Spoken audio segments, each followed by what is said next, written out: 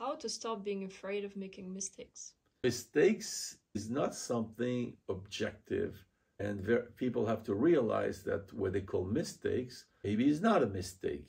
In fact, we all have made things, actions, thoughts that we thought were mistakes at a certain point in our lives, to discover maybe these mistakes were an opportunity to learn, to discover, to experiment things. And in a way, this is rather unavoidable, because whatever we do in life always has what we can call negative consequences. It has both positive and negative consequences. Nothing has purely positive consequences, like nothing has purely negative consequences. So the first thing is to be able to realize that's often what we call mistake, maybe is not a mistake. Maybe it's something very interesting. We even have this in the history of science, where some ideas that were thought of as mistakes after were called discoveries, either by the person that did it or by other people. So the thing is to more enjoy adventure. Life is making mistakes. Probably even life can be called a mistake. I don't know who invented the human being, but maybe the whole invention of human being, by nature, by God, by whoever, might be considered a mistake.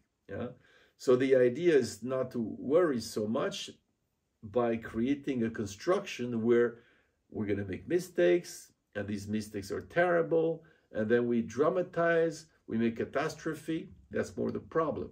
So it's not so much mistakes that we fear, but the dramatization we make out of these mistakes, where we think if we really want something, and if it doesn't work, for example, we made mistakes. So I think we have to take some distance about what we do, about our judgment, because our judgment change in life, or we see what is a mistake for one is not a mistake for somebody else.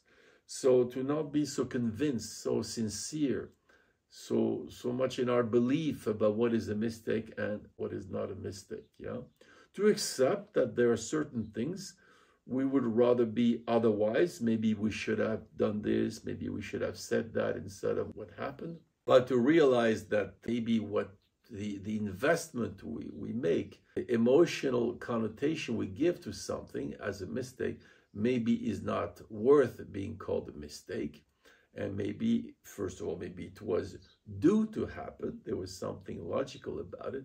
And maybe its consequences are not as dramatic as we thought. So first thing is to take it easy about the concept of mistake and about the emotional dimension of it and dramatizing mistakes.